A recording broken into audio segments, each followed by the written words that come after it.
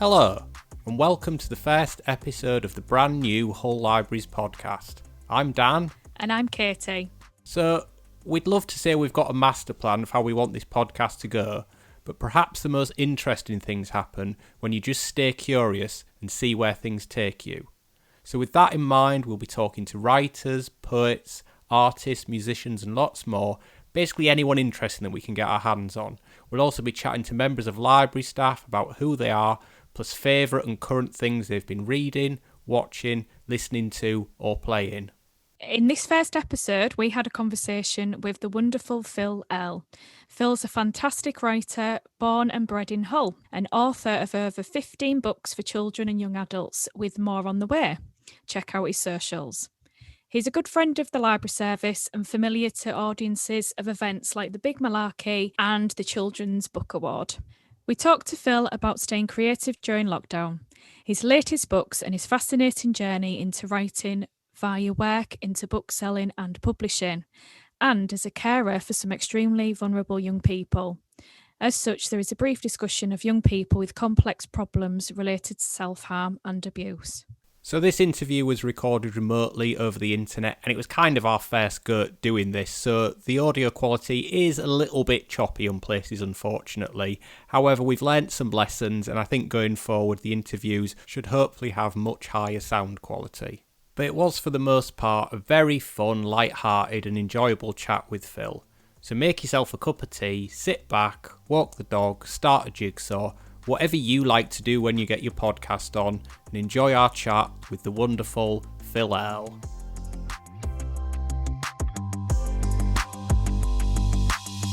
Hi then, Phil. Lovely to speak to you. How have you been getting on with everything that's been happening?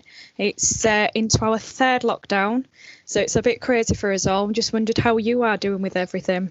Well, it literally couldn't have come at a better time for me because I've got a deadline in 7 weeks. So having 3 or 5 children in the house at all given times is absolutely excellent news. So no, it's fine. It's just making me rethink how I write, really, which is fine because I've always written around work, if you know what I mean. So it just means early mornings, late nights, and cramming time when the kids are stuck on screens for a little bit. Do you know what I mean? Yeah, it's pretty much probably what I'm doing. So you're working it around the homeschooling? Yeah, it's the same. It doesn't matter whether you're writing or working or whatever it is. You know, everyone's got to find that flexibility, haven't they, at the moment? Just to yeah. I don't know. Without sounding like dead pretentious, it's like. But if you want to do something creative, sometimes that's a challenge. It's like, come on, you've got to turn that tap on now and get as much out of it while you've got your hour or whatever. But you know, as I say, it's not easy for anyone at the moment. The deadline is end of February. It's another sort of 60,000 word novel for sort of 10 plus readers. So I'm about, I think I'm about 34,000 through. So I've not exactly broken the back of it yet, but I'm well in there. So you're working on your deadline. I am. You're finding your time around the kids, and what you're doing to try and just get a break and clear your head and have a change of scenery. I think a couple of things. I've become a bit addicted to cycling over the last few years. You know, it's that awful thing now. Like people talk about cycling becoming like what golf was 20 years ago. You know, middle-aged men in dreadful Pringle jumpers. You know, plus you're not wearing the full kit, are you? Oh, are you lycering up, are you? Completely lycering up, Kate. I'm not shaving my legs or anything like that. Don't. Yeah, no, don't. I don't need to shave a few seconds off my times. That's fine. But no, I mean, I live in a really beautiful part of the world, which is incredibly blooming hilly. So I'm cycling a lot. I did about 3,000 miles last year, which was great. And then I started picking up a guitar again. I started learning the guitar about 15 years ago. I never really got very far, but I never got rid of the guitar. So I've put some new strings on it, and I've just started tinkering. Just those little different things. Do you know what I mean? That a bit mindless almost. It gets you stopping worrying. You know, I think too much of the time I'm living in my brain when I should be living in my body. If you know what I mean, like being out of breath or doing something mindless is a really good thing at the moment. When I'm writing as well, I'm not a writer who sits down and works meticulously at the start on planning the story. You know, people say, are you a planner or are you a kind of roller coaster rider? And I'm definitely the roller coaster one. I tend to think as I'm writing, but when you do that, for me anyway, I sometimes need an hour or so where I literally have to go, oh my God, I actually don't know what's going to happen next. So being on the bike is actually pretty good for that. Do you have to stop and write it down and have a little notepad and pen in your satchel? I mean, all good writers say you must always carry a pen. They do? Yeah, nonsense. Is it all in your head? If your memory's that bad, then you've got problems. Do you get pressures from your publishers to get stuff done? No, I mean, I think it depends. I mean, listen, if you are a writer who is delivering a book that's going to go into the bestsellers chart every time you deliver a book, then your publisher will be literally all over you. You know, I've heard about when I used to work at Random House, the very, very big publisher. And I used to work on the advert side. So we used to publish a lot of celebrity biographies, and a lot of celebrities were very happy to take your money, but not to deliver the book. So it is not more than once this has happened that like a month or 6 weeks before this celebrity is due to deliver their memoir, they haven't written a word. And so the publisher will literally put them into a hotel for 6 weeks and almost put like an armed guard on the door to keep them in there and get them right, you know. Or some celebrities have then come into the publisher's office every day to write it. Do you know what I mean? So, you know, I'm really lucky. I mean, my publisher, Anderson Press at the moment, my editor, she's got, I think, 3 or 4 kids. So, you know, she's in exactly the same boat. She knows how tricky it is. She's brilliant. She's very flexible. So let's touch on your background and where you started, because you got into writing later on in life, didn't you? I did. Yeah, I did. So I grew up in Hull. I was born in Hull, grew up in Hull, schooled and universitied in Hull. First job at the Sailors Family Society Children's Home, which I did for a year or so. And then I moved down south to do some more training to become a drama therapist. But that didn't work for me. I found it too much. I went to it too young. I found it too stressful. It affected my mental health. How old was you? I was 20. I was 24 when I trained to be a drama therapist. Yeah. And I was the youngest on my course by about, I don't know, probably 3 or 4 years. But the majority of people were late 30s, 40s, or even 50s, you know. And it was too much for me. I didn't cope with it well at all. And as a result, my mental health really suffered. And so I stepped away completely and took some time just to sort myself out. But I had to get a job. I was living in London with my partner at the time. And we were struggling. And so I just looked for a job that wasn't going to stress me out too much. Yeah. And I got a job in a bookshop called Otterker's. It was a reasonably small chain. It was about 50 or 60. And then they got to about 100 before being bought out by Waterstones. Oh, wow. But they made me work in the children's department because no one else wanted to do it. It's always a mess. Of course it is. There's toddlers come in. They don't care if you spend 4 hours alphabetising the picture books. They're in it. Woof, everything off the shelf. And you want them to do that, don't you? You want them to look at everything and explore, but someone's got to tidy it up. Yeah, rather they did it on my day off, so someone else had to tidy it up. But it was a really good ethos at Otterker's bookshops because they wanted you to be invested in the books. And you could borrow books. As long as you brought them back in pristine condition, you could borrow whatever you wanted. Yeah. And this woman said to me, she basically kicked me into the kids department and said, all right, this is your section. I need you to start reading the kids' books. Because when a young person comes in the shop, I want you to shove a book in their hand and say, read this. It's brilliant. But I wasn't really, I had a massive confidence issue with reading.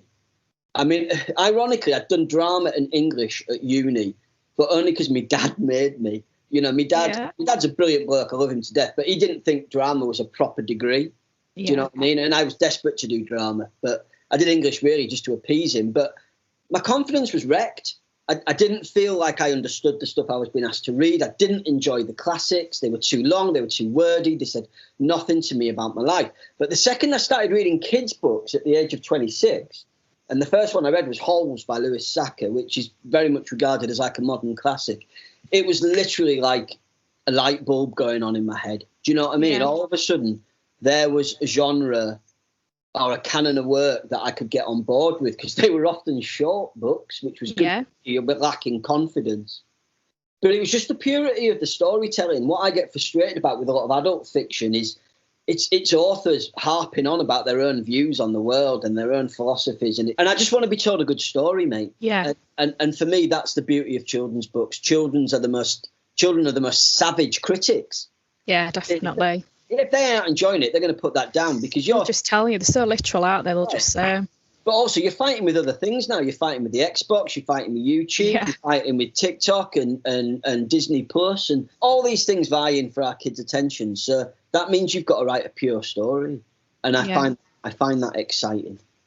So you would literally read the stock, get familiar with it, and then did you find that in your customer service, like you was talking to kids and telling them like you've got to try this? Did they actually respond to it and take it? It was amazing. It was. I mean, it's like being it was like being a librarian, I guess. Even though I've never been a librarian, in that if you're just pushing a book because you're going to make your bookshop's going to make more money out of that book, it's vacuous. Kids see through that immediately. But what I found was, if you recommended books to them that you genuinely heartfelt, loved it, adored that book, that passion shone through, and they would come back. Because they often, if you took the time to get to know the kids a little bit and find out the genres they liked, they'd come back. Yeah, it's getting kids talking, isn't it? Yeah, it's getting a conversation going. And that is the most potent thing in building a book's success. You can throw tens of thousands of pounds at fancy marketing campaigns and ads on buses and on the tubes. But that's not what they did for Harry Potter, for example. That was word of mouth. That was playground. That was parents at the school gate saying, little Johnny's just read this book about a kid who's a wizard. And that I find that so exciting, that thing about word of mouth. Well, that fits in lovely with our book awards, because you've been heavily involved in this, haven't you, in Hull? So our school Hull Book Awards is exactly that. We give the kids a bunch of books. They have to read them at school. They all get together on a day. And we usually hold it at East Park, don't we, at the big Malarkey Festival. And they all talk about the authors, the books, if they liked it, if they didn't. And it's brilliant because when you're sat at a table with the kids, you really get to know their views and feelings on stuff. And some of the books touch on really tough subjects, really hard things. And the kids just talk about it openly. It's amazing. I mean, I think the nice thing there as well is, I mean, although there are books on the shortlist that will be from sort of brand name or celebrity writers, there's the vast majority of books on those lists are authors that need a lift. Actually, that their publishers don't have huge marketing budgets to spend on them. So if you're, as an author, and you're trying to establish yourself in the book world, to be able to be put in front of 350, 400 kids in a big top and be able to engage with them, that's a really special thing. And I really genuinely believe those kids, they don't forget that day in a hurry. It's a really special thing that you do, it's been going on for years and kids still talk about it now, but it's just getting them all talking, and we mix schools as well, don't we? And then you can go around and other authors go around table to table and talk to them, and you get in your audience, aren't you? That's your direct audience you're talking to. So what's your next thing? What have you just released? What's your latest book out? It's really busy at the moment. It's because of COVID, I had a couple of books, little stories for Barrington Stoke, who are a publisher for dyslexic readers and reluctant readers. I had a couple of books with them that were due out last year that have been moved into this year. So a couple of books have come out this week. That's for dyslexia then. How did you go about that? Yeah, I mean, Barrington Stoke, they're based up in Edinburgh, and I've ever since I started writing, I've wanted to work with them, because if you look at the authors that are on their list, it's like a who's who. All the writers that I respect and adore have all written a book for Barrington Stoke at some point. And it's almost by like invitation only. Do you know what I mean? So when the invite came in for me to write for them, and people like David Almond and Kevin Brooks and Keith Gray and all these writers that I adored had written for them, it was a no-brainer. And I enjoy working with them a lot. Their novels are the novels I write for them are a lot shorter. I write books for 8 to 12-year-olds, and instead of them being a standard book that I would write for 8 to 12-year-olds would probably be about 30,000 words. Whereas for Barrington Stoke, they're more like 6,000, 7,000, 8,000. Do you know what I mean? It's about brevity. So actually, in terms of developing my skill as a writer, it's a really good tool. But again, it comes back to that thing of purity of storytelling. There's no waffle. You can't afford to be starting to be all philosophical. It's about, let's get back to doing what we're here to do, which is to tell us as an exciting a story as you can. And again, that's a really exciting thing to do. So that's been great. And I mean, this month's really a big month for me, because it's 10 years now to this week, since my first book was published. Oh, wow. That's brilliant. And so we've made a bit of noise about that this week. And just this morning, an hour ago, we just released the cover for what will be my 20th book, which comes out in June, which is called. I saw this. Yeah. This book's really got me excited. I'm really, really excited about it. I had a difficult time a couple of years ago with stuff with family, and I stopped writing for a couple of years. Yeah. And I really didn't think I was going to go back to it. I thought I was done. But this book brought me back. It got me right again. And so I'm really, it feels like starting again in a way. It feels. Can you tell us a bit about that? Or are you not allowed to yet? Yeah. So it's a novel for kind of, I would say, year 6 upwards. So kind of 10, 11 upwards. Very much inspired by other books like Goodnight, Mr. Tom, or A Kestrel for a Knave by Barry Hines, which was made into the film Kes, or The Machine Gunners by Robert Westall. So a lot of sort of World War II references, but also animal references. And it was inspired by a story that a very, very important person to me told me a story about 7 or 8 years ago about his dad during the Second World War. Dad wasn't well enough to fight. He had chronic asthma, I think it was. Yeah. As a result, he was home guard. And they lived in Manchester. And every time the air raid siren went off, his job was to grab a rifle and run to Manchester Zoo. And he had to sit there all night until the air raid siren sounded again with a rifle trained on the lion's enclosure. Because if the Nazis dropped a bomb on that lion enclosure and blew the bars out and the lion got free, his job was to shoot the lion before it went on the rampage. Oh, I've never heard such a thing or even thought that was a thing. But this is the thing. This is what I love about writing, is that there are so many books, millions of books, not millions, but thousands of books written about World War II and about Dunkirk or VE Day or Pearl Harbor or those big moments. Big meaty things, yeah. But it's the little things. It is. That's like, I've got goosebumps now, mate. Yeah. And even thinking about it. And it's the communities, isn't it? The impact on them. And that guy having to go and potentially have to shoot a lion if it got out. It's just. Yeah. But also, Hull and where I'm from is a massive part of why I think like that. Because I've always, I don't live in Hull anymore, but, it's where my mum and dad are. It's where a lot of my family still are. And we're quite geographically cut off there, aren't we? And isolated a little bit. Yeah. But there's an incredible sense of community in Hull. And that's what, I think I've spoken to you about this before, but John Godber's plays, they were the things that really almost like turned me on to the idea of storytelling. Because I thought writers were all middle class or posh or rich. And I thought they all wore tweed and little half-rimmed specs. All this stuff about Narnia and big houses and that didn't speak to me. But like being 12 or 13 and the first time I saw bouncers on stage, it literally blew me head off. Yeah. Because it was like he was right. The old Spring Street Theatre. Yeah, the old one, absolutely. But Godber was talking about us, wasn't he? Do you know what I mean? He was talking real people. About people that we knew and recognised.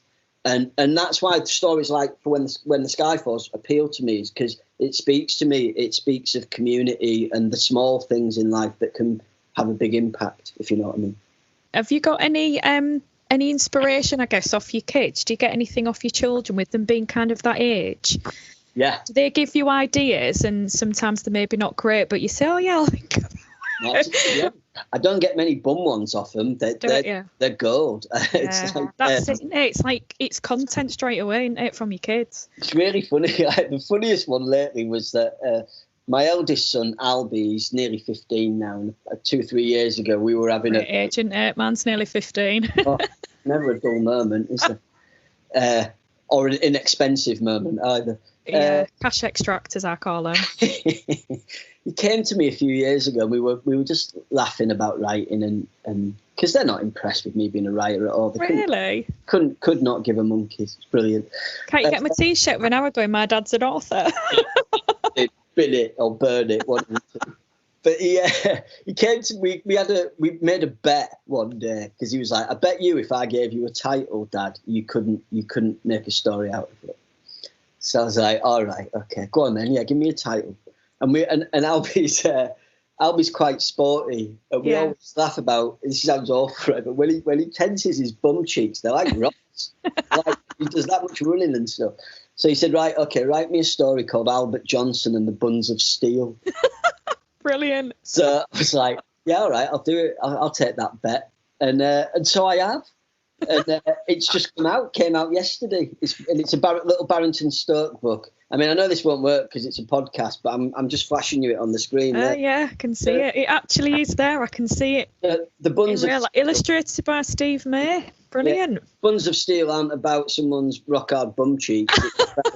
It's about a kid whose dad's a baker, and his dad invents this baking machine called the Dough Master 5000, which goes horribly wrong and starts attacking everyone. And Albert, the sports kid, has to use all his sporty skills to overcome it. So, yeah, the kids are brilliant for it. They give me ideas constantly. Literally give you an idea and you've gone with it. And now you've got the book in your hand. He's utterly mortified. Is he? Yeah, he's mortified because it's got his name in the title. He's 15. But, when he's older, he might look back and think that was cool, actually. Well, I think I might be a long time in the ground before he'll admit to that. I don't know. They say you get them back in the 20s and they realise. Well, that's something to look forward to.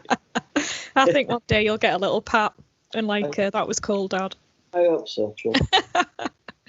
If you started late in writing, and you've chosen this as your profession now, if you could pick anything else, now you've been doing this for, is it 10 years, did you say, and you've done your other stuff before, what is the one profession that you'd absolutely love to do if you could pick anything? I think I would obviously I would love just to keep writing. If you took the writing away and if you took the publishing away, I would find it really hard not to go back to working with the kids that I used to work with. So I used to as I mentioned earlier, I used to work at Sailors Family Society in Hull. Yeah. What used to be called Newland Homes. That was on Cot Road, was it? That apex of where Cot Road hits Newland Ave. Yeah. And there's those beautiful big houses, and they were built I don't know if they were 17th or 18th century, but they were built for kids who'd lost their parents at sea, because of course when Hull was a big fishing port, lots of kids lost their parents. And I worked there, and it was life changing. That year I had there was life-changing. What did you do there? What was your role? I was a care worker. Yeah. But the great irony was I was 21 when I got that job. I was only 3 years older than some of the kids that I was like... Oh, really? So some of them were quite old then? It was a really big age range. They were anything from kind of 18 months up to 18 years. But, my God, what a year. I mean, the people I met there who are still friends, and the kids I worked there, and the spirit, the things that, the misery memoir genre has been massive, hasn't it, for years now? Dave Peltzer's books like, A Child Called It and stuff like that. Yeah. These kids' lives were often made Dave Peltzer look like Cinderella. Do you know what I mean? I can imagine. These kids had faced things that no kid should ever have to face, yet the spirit and determination and grit that they had, that they weren't going to let it define them, was remarkable. Yeah. Survival, isn't it? Yeah. It was survival, but it was more than that as well. There's a story when I go into schools. There's a story I always tell, because I talk about underdogs and writing about underdogs and why my books always seem to be about underdogs. And I think it comes back to those kids at Sailors Families. And there was one kid in particular who we'd pretty much written off by the time he was 8, because he was violent and he was aggressive. And he was self-harming by the age of 8. And everyone thought by the time he was 18 that lad's life trajectory would just yo-yo between prison and living on the street, alcoholism, drug addiction, death by 50. Do you know what I mean? People were kind of saying, this kid's written off. We need to almost concentrate on the kids that we can help. But none of that stuff happened to that kid. At the age of 18, he got on board a boat as part of a crew, and he sailed that boat around the world, and he didn't stop till he arrived back in Hull. That for me, that just sums up the power of those and the strength of those kids. My first 2 novels, so Being Billy and Saving Daisy, were Being Billy in particular was very much inspired by that time at Sailors Families. Saving Daisy was more about a therapeutic community that I worked in down in London. They were older kids. They were all 15 to 21, and they were all serially abused. I mean, they were very, very damaged young people. and every girl without exception self-harmed. And I came from quite a middle-class, comfy background, and I'd not come across this really in my life, and trying to make sense of it. I mean, that's why I wrote the book, I think, because I just wanted to try and make sense of what would drive someone to how could someone's life be so chaotic that the only way they could exert a measure of control and calm would be by hurting themselves. Do you know what I mean? And you was at a young age to deal with all that as well. Too young, yeah. I mean, I had to step away. You need a bit of life experience, don't you, really, to face that? Yeah, I mean, I went in with the right intentions, but they were definitely misguided. But you know, so I think I'm a bit more boundaried now. I mean, I would dearly love to work with those sorts of young people again. I get a thrill out of it. I get a buzz out of it. And when you talked earlier about drama and you wanted to actually do a drama degree, but your dad was kind of getting you more to academic, would you ever go back to it, or do you find yourself using your drama when you're delivering in classes or for schools or anything like that? I wasn't a very good actor. I like the idea of You're really good at presenting, though, with kids. You do have that manner about you when you're reading your stories, so there must be something there. I think that's what it lent me, is that it lent me the confidence and that ability to like have a persona almost, like how you present yourself out to the kids. I mean, it is. I mean, I love writing, but I love my events more than anything. The opportunity to get to Malarkey and stand in that big top, and you've got 400 kids there, and you've got to entertain them for half an hour. I mean, maybe I'm just an egotist or something, but I love that buzz. You know, it's brilliant. No, I think it's good. You engage with the kids really well. It's surprising how many authors are happy writing in the little room in their house, but they can't stand on a stage and talk to their actual kids that they've written for. So much pressure, Katie, put on authors to be a song and dance person now, and it's actually not a very fair thing to expect, I don't think, because a lot of authors write because they find the world quite a difficult place to be. And then there's us in libraries going, come to us and do a big performance for us and entertain our children. I mean, you know, I my heart goes out to them, because it must be the most fear-inducing thing imaginable if all you want to do is write and tell your stories, to all of a sudden be faced with 400 braying kids. Yeah. Obviously, it's been a very different landscape this last year, and it is very, very hard at the moment for 90% of 90% of writers. Either writing isn't their main profession, like me, I still work in publishing 3 days a week, or they don't make their money from selling books or from the advances for writing the books. It's from going into schools, you know. And so for a lot of authors, their income's been decimated this past year. Decimated. I mean, reduced to nothing. Yeah. And that's why things like the school library service is magnificent, because what it's given us through the Zoom events is a way back in. And yeah, they've worked really well. We wasn't sure to start with, but I think all over the country, libraries have found a way of engaging with the classroom by just doing it virtually, and it's been okay, hasn't it? It's gone quite well. It's different, but you've got to be adaptive, and you've got to be able to adjust, and it does work. It does work. It's different, but it works. It works just as well, just in a different way. It's a very different energy. The questions make me laugh that children ask. What is your funniest question you've ever been asked, and most bizarre? Because there's so many. There was one. I mean, you always get the standard ones, like, you know, have you met David Walliams, or, you know, that sort of stuff. Or the cheeky one that I always love is, how much do you earn, which is always a winner. Yeah, or they always say, how old are you, don't they? Oh, yeah, and when you go, I'm 46, they're like, oh, my God. That's ancient. Yeah. My favourite one was at a signing. I did a signing at Hay Festival, and this kid had waited. He was a lad. He was probably about 10. And he'd waited in the queue for about, 20 minutes. Not that long, but 20 minutes is quite a long time. Yeah. And he got to the front of the queue and he went, oh, hiya. He said, I want you to, in my book, I want you to write my name and then tell me what your favourite sandwich is. And write it in the book. And then he said, but don't worry, I'm not going to put you on the spot. I'm going to go to the back of the queue. And so you've got some time to think about it. So he did. So consider it. So he must have been stood waiting in total for the best part of an hour. while he got back to. So I just couldn't stop chuckling. And he said to me after I'd signed his book and written in his book what my favourite sandwich was. What is your favourite sandwich? I think at the time it was probably just bacon and brown sauce. It wasn't very imaginative. But she said like he'd wandered off happy, smiling, and she just leant over. She went, "I'm really sorry." She said, "We've got like a library at home, and it's all full of these books with authors' favourite sandwiches in it." Oh wow, and that's quite cool, actually. It's really good. But kids are brilliant. It's like this is the other. I mean, this is a slight aside. It's not a question, but you know, like you were saying earlier about things that you get off your kids. Characters' names is a brilliant one. So about 3 years ago, I was invited to go and speak at Hymers College in Hull. Oh yeah. Now, and I went to Wolverton, and but the only time we used to play Hymers is when they used to literally kick our backsides at cricket and stuff. So it was really nice to go and do a day's work at Hymers. And this lad came up to me, and I was doing some work with his class, and I asked him his name, and he said, Blaze Cosmo. Wow, like for real, that's his name? I think it was Blaize Cosmo. And I was just like, that is the single greatest name I've ever heard. So, I've been writing with Andy McNamara. Yeah. I've written 2 books with the SAS sort of legend that is Andy McNamara.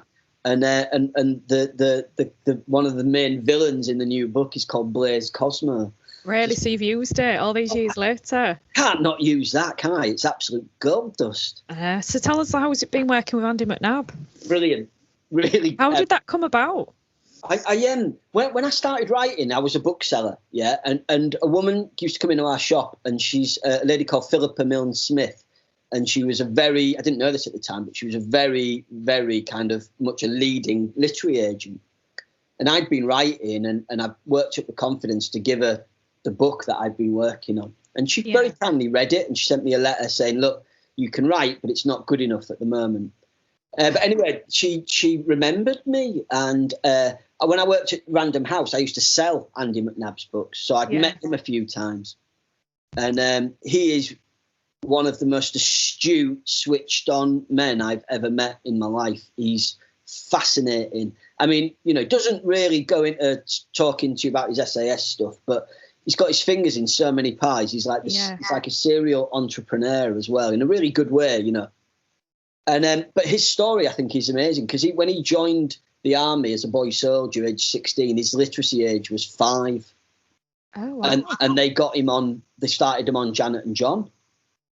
And now he's a man who runs his own businesses. He's got his own little empire. He produces films for Netflix. Do you know what I mean? This man is seriously impressive. And I like that literacy lesson, and I like that literacy message that he has about it doesn't have to be, you don't have to love reading from the age of 5 or whatever. You can come to it. So I was really excited to work with him, and it's been a really good experience. So have those books been published? First one came out about 18 months ago, called Get Me Out of Here. And then the second one is called I Broke the Internet, and that comes out in May this year. You have been busy, haven't you? 5 books, Katie, in the first 6 months of this year coming out. Wow. So it's a bit bonkers. So lockdown year 2020 was probably one of the busiest years you've had, is that right? Yeah, I mean, a lot of those books were kind of written in 19 as well. But I mean, I wrote 2 books last year. I've got this other, next one's finished for end of Feb. I've got 2 picture books that are coming out with Ladybird next year. So by the end of next year, I think it'll be 23 books or 22 books, which for someone that never wanted to write, I'm pretty pleased with that. It was after 2 years of working in the bookshop that I realised there was something in this that was exciting me in a way that wasn't just about reading the children's books. It felt like a bit of a compulsion to start writing, see if I could do it, which took me by surprise. But I think, my mental health had been so poor for a couple of years that I was really trying to find a way back, and really trying to, I was pretty devastated at that point in my life, because I didn't feel like I could go back to working with kids, because I didn't feel like my mental health would sustain it. Yeah. And so I was looking, so it felt like there was almost something beautifully cyclical about it, that if I didn't have the strength to work with children, that I could write for them. Do you know what I mean? That really appealed to me. So I just started cramming it into odd hours. Like, you know, I'd at the bookshop, you'd have a 20-minute break in the morning and afternoon and an hour at lunch. And I had a really battered old laptop. So I started taking it into work. And I used to work at Otter's in Clapham Junction. And our basement was, it was a shell. It was a cellar, really. But it was quiet and there was a light switch. Yeah. So I used to take a chair down there, turn the light on and sit there with my laptop, and I'd use that hour to write. And that was the start of it. I would use my lunch hour as writing, and that developed throughout. When you first sat there with your laptop in front of you, what did you do? How did you know where to start? Did you have these ideas in your head for quite a while, like milling around in your brain, and then you wanted to put them down? No, I didn't. When I it was that thing of like, oh God, what am I actually going to write about? It's all very good having these fancy. I imagine you in a little quiet, dark basement with one little light bulb, and you sat there with a blank screen. It was pretty dark. It was pretty like, what on earth am I doing? But an idea had come to me. I was really, one of the children's books that had really excited me and sort of woke me up about reading was Lemony Snicket's books, were series of unfortunate events. And because they were unlike anything I'd ever read, that thing of an author being able to say to kids on the first page, kids, this is not going to end well. This is a story of woe and despair and misery. So put this book down instantly and read something else. That just made me chuckle. Straight away, they want to carry on, don't they? Yeah, exactly. And I really at that point as well loved the films of like Tim Burton as well. Do you know what I mean? I'm really quite interested in that kind of Edward Scissorhands, that slightly dark gothic, really an extension of what Dahl does so well. I mean, it's not surprised that Tim Burton then did the Charlie and the Chocolate Factory remake. So I had an idea about a kid. You know the saying, you can't be wrapped in cotton wool. You can't wrap someone in cotton wool. It popped into my head one day. What if a kid was? What if a kid had parents who were so paranoid that something was going to happen to him in life that they literally wrapped him from head to foot like an Egyptian mummy in cotton wool? And then one day this kid finds out a dark family secret that means he has to get out of the house, and he goes on the run. And bit by bit, this cotton wool, as he goes on an adventure, this cotton wool starts getting stripped away. Oh, it was very deeply symbolic, Katie. I mean, you can imagine it was a work of absolute genius. It wasn't blooming awful, but you know, it's like you got to learn your craft, haven't you?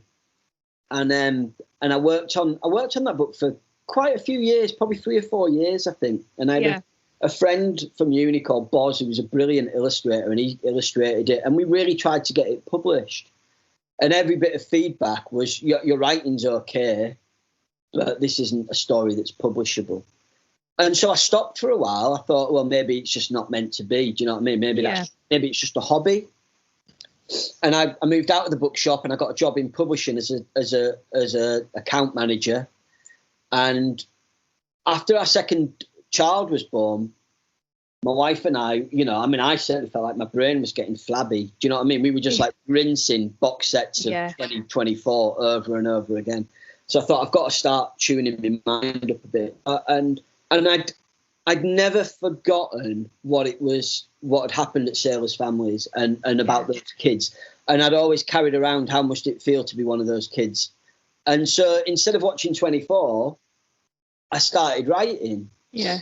And by that point, I had an hour bus journey to work every day, an hour there and an hour back into central London. And so I started writing on the bus.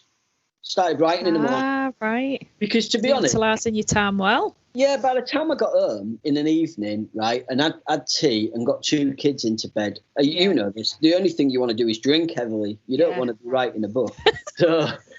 So I thought, well, but I had that. I really wanted to do it. I felt like I had a real compulsion to write, and so I thought, well, I'm going to do it. I'm going to use that dead time on the bus to write.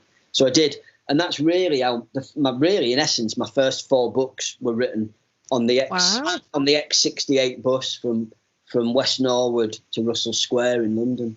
I could see this being in your bio and you used to come. Well, it's really interesting. I wrote an article for The Guardian about it. It's on, if you Google Guardian, Phil Earle and bus, it's a little Is it really? blog piece that's still up there. And I loved it. I mean, I know we're all prone to over romanticising certain things, but that was a really happy period in my life because if I was making myself write on the bus, it showed that I had some hunger in me and a bit of desire. You wanted to do it. You was happy to sit on a bus and write. That says it all, doesn't it? There was something brilliantly Hull about that for me. Even though I was doing it in the middle of London, it's like that was like my whole upbringing. Again, it's that thing of, making yourself do it, fighting against the odds a little bit. Knowing that was your hour a day that you could do it, so you was doing it on the bus. Loved it. And I miss it now, actually. I've got a bus sign. My friend printed me a bus sign that's X68 from West Norwood to the Star. That's a great idea. Did you ever get the first book published? With the cotton wool? Yeah, kind of, yeah. It became another book. So initially it was called Cotton Bud, and it was for 8 to 12-year-old readers. And in the end, I got it published as a young adult novel called The Bubble Wrap Boy.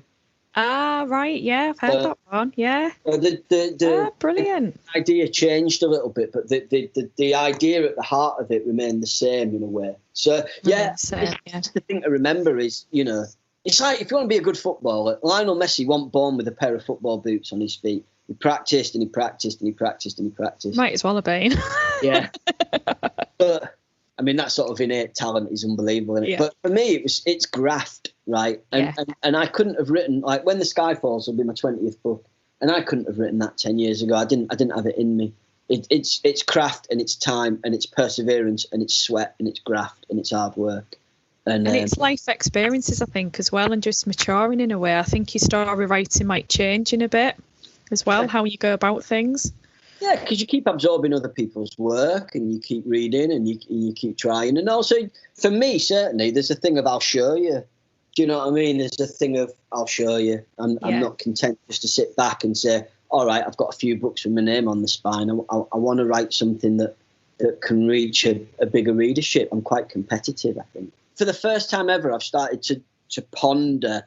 I've got like a semi-idea for something maybe for adults. Yeah, your next option's adult now. You need to tick that box next. Oh, God. Can I have a lie down, sir? Yeah, I'll keep you working, don't worry.